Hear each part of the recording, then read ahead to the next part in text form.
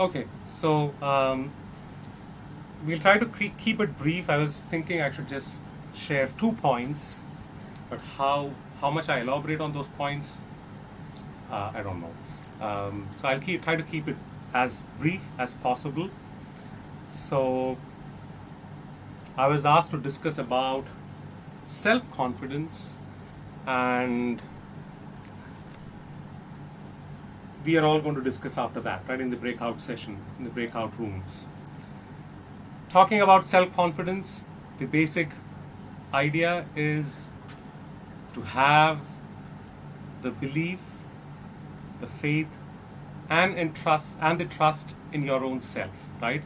In whatever endeavor that we are venturing into, we need to have the belief that I can do it. We should have the faith that all the factors associated will help me, will fall in place, and trust. I trust all my abilities, all the faculties that I have, they will enable me in doing so. So self-confidence is basically the combination of all these three: belief, faith, trust. All three of them are more or less synonymous. I'm just putting forth three different terms just so that we understand the three factors. That's the only reason why I was putting forth the three terms. Else it is belief in the factors, belief in your abilities, and belief in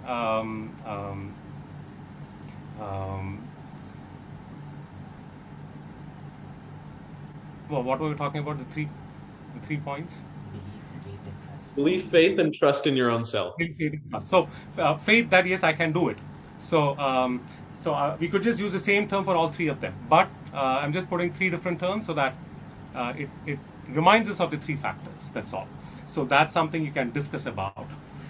So as far as my understanding of self-confidence is concerned, self-confidence basically is to remind ourselves we are who we are, and we are not who others think we are.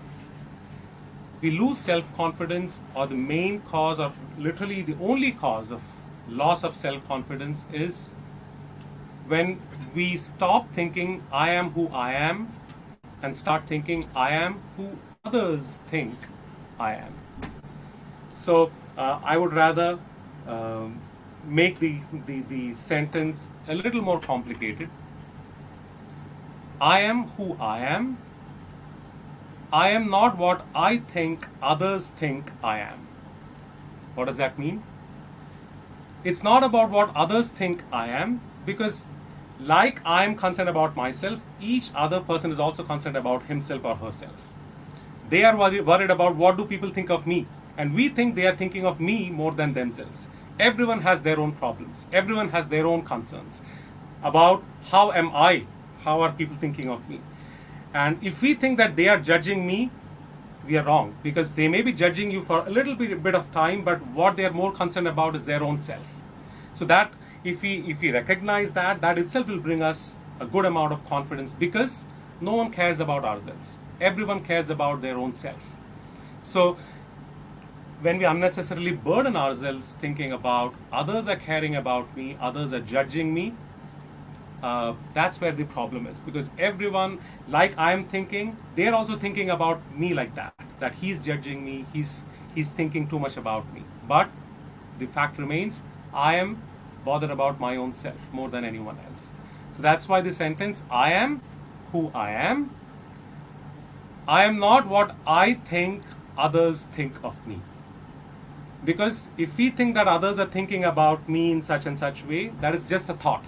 There is no too much credibility to that thought.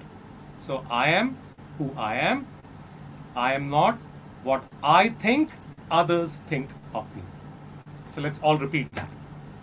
I am who I am. I am who I am. I am not what I think.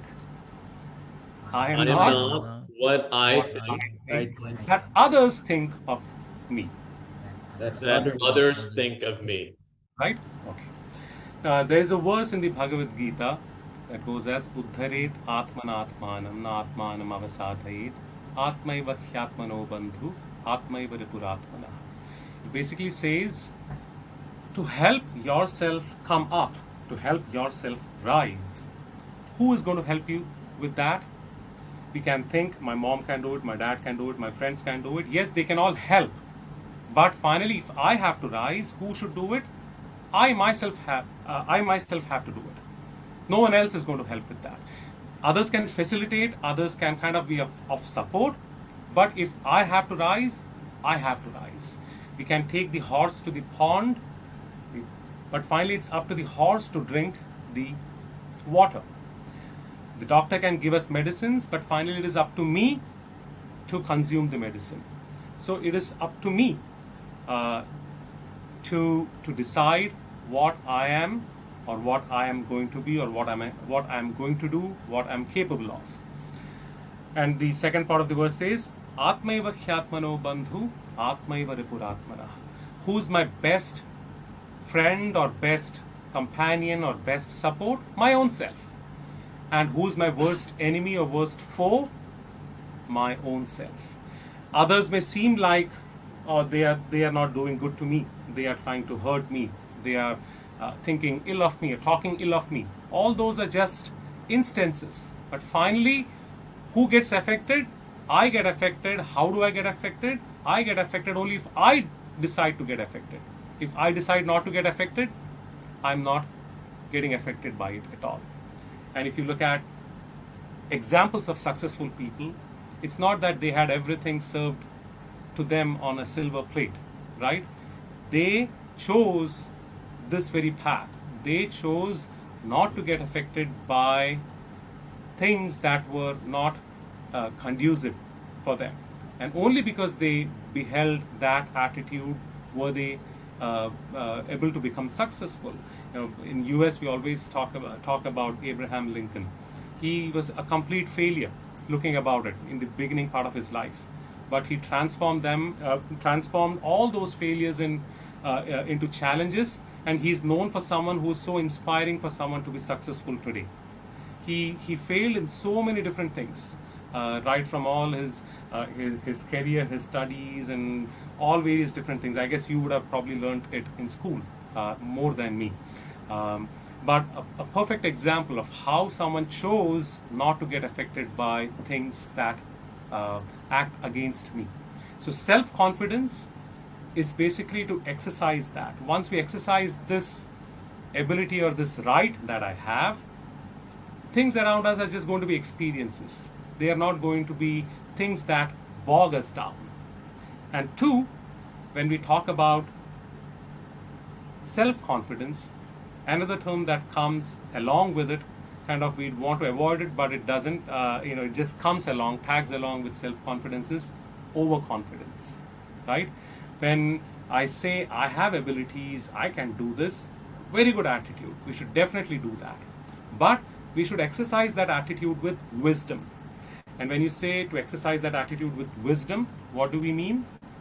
I think putting it in very plain, simple terms, all of us have a lot of abilities. Anyone and everyone has some ability or the other. And when we recognize that, we develop self-confidence. But when does it become overconfidence? Is when we tend to ignore our disabilities. All of us have a lot of abilities, but we have disabilities too. We have some shortcoming or the other. And when we focus only on our abilities and try to do something, that's when it becomes overconfidence. That's when we try to do something and kind of make a fool of ourselves. Right? Think of Michael Jackson. Michael Jackson was a person of great abilities and he was very successful in his field. But what if one day Michael Jackson heard M.S. Subbulakshmi sing, or he heard one of the Swamis sing, and he decides, I want to become a Kirtan singer. I don't know how successful would he have been. Think of Michael Jackson sitting on a stage with tabla and harmonium around him, and he just goes, Hey Govind, Radhe Govinda Bhajo. I don't know how successful would he be. So he is successful because he recognized what his abilities are. He was able to dance, he was able to sing in a particular way, and he stuck to that. He definitely recognized he's not made for some other form of singing or some other form of art. And because he stuck to that, he understood what his abilities were, he utilized them, and he understood what his disabilities were and did not make a fool of himself. He became a successful individual. And there are so many people. They sometimes have like celebrities because of acting, celebrities because of being a sports person, and then they decide, I want to become a politician, or I want to do this, I want to do that. And they go into that and they become utter failure sometimes, right? Because at some point of time, they start looking at their abilities and they stop looking at their shortcomings or disabilities.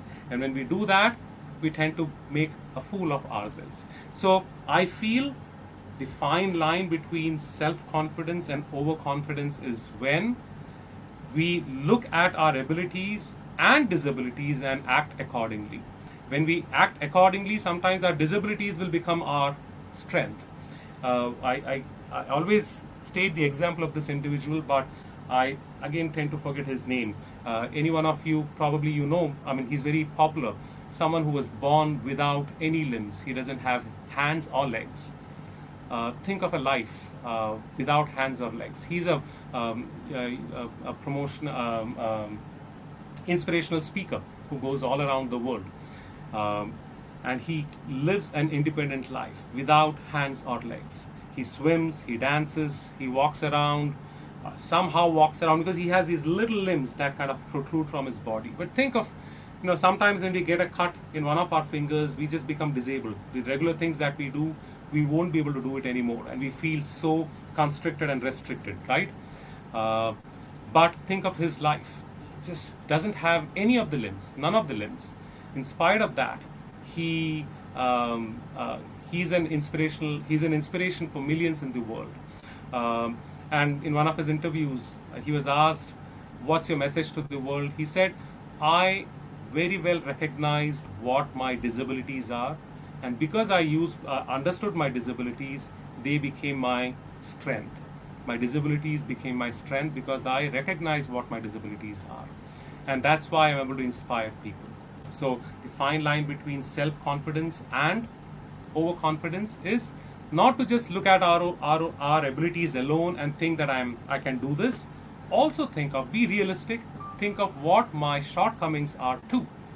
Take that into account and then move forward.